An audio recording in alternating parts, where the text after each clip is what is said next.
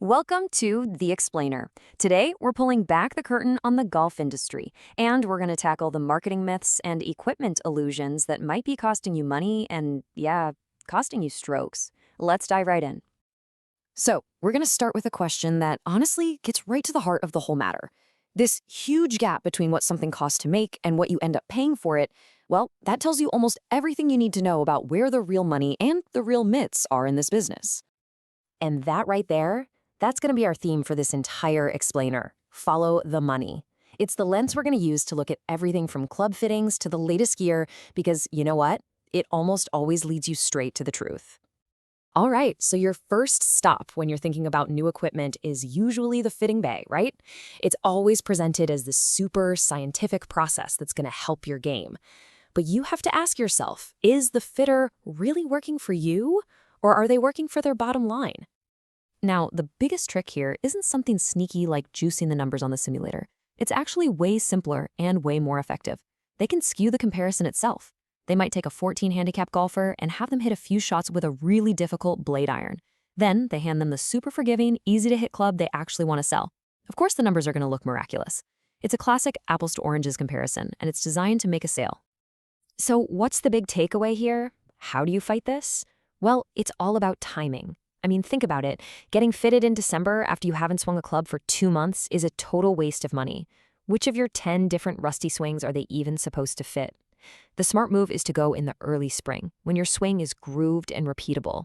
That gives you a huge advantage, because you can test last year's model right next to this year's model and see if all that new technology is really worth the extra cash.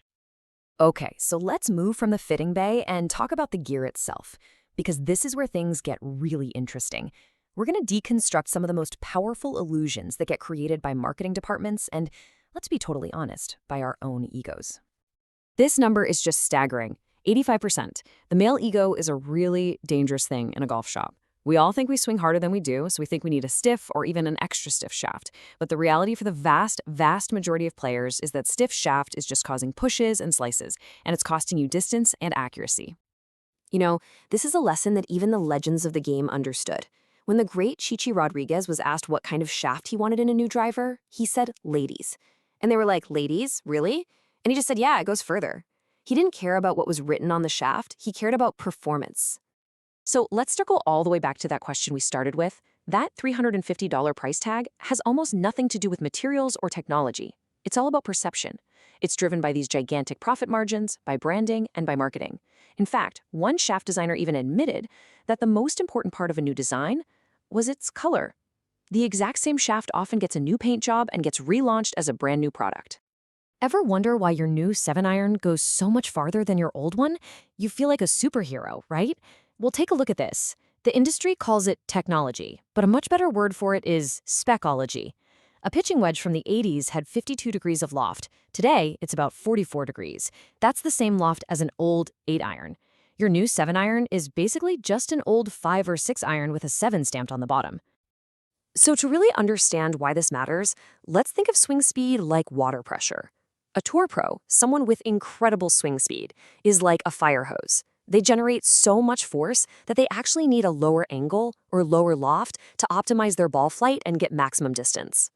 Now, an average golfer, we're more like a regular garden hose that's turned on full blast. You got solid pressure. So you need a standard, middle-of-the-road angle, or loft, to get that ball airborne and traveling efficiently. And what about a slower swinging player? Well, that's like a dripping faucet. With that lower pressure, you need to launch the water at a much higher angle to get any distance at all.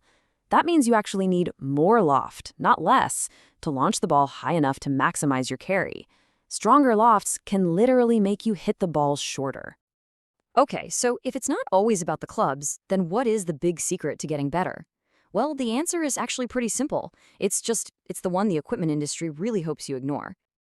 The numbers tell the whole story. We would much, much rather buy a potential magic wand than invest in our own skill. For every single golf lesson that gets purchased, an estimated 20 new drivers are sold. We're buying hope in a box instead of building a better swing.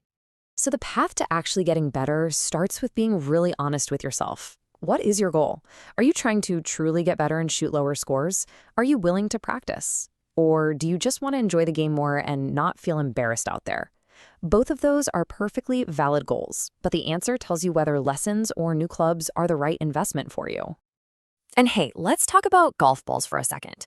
For most amateurs, the high spin on a premium ball like a Pro V1 is probably just going to make your slice or your hook even worse. A study actually found only about a 3-yard difference between a brand new ball, a muddy ball, and a slightly scuffed one.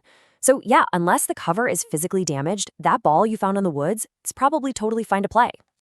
And all of this brings us to a really fundamental misunderstanding. The industry sells us one thing over and over: distance. But the game of golf demands consistency. A driver is for hitting it as far as you possibly can. An iron, on the other hand, is meant for hitting a specific number over and over again. Chasing an extra 10 yards with your 7-iron only creates problems somewhere else in your bag. And here's the ultimate problem this all creates. Strengthening all your lofts doesn't get rid of a yardage. It just creates a new, awkward gap in your bag that you have to fill. So great, your pitching wedge now goes 130 yards. But what do you hit from 120? You haven't solved a problem. You've just created a new one. Definitely something to think about.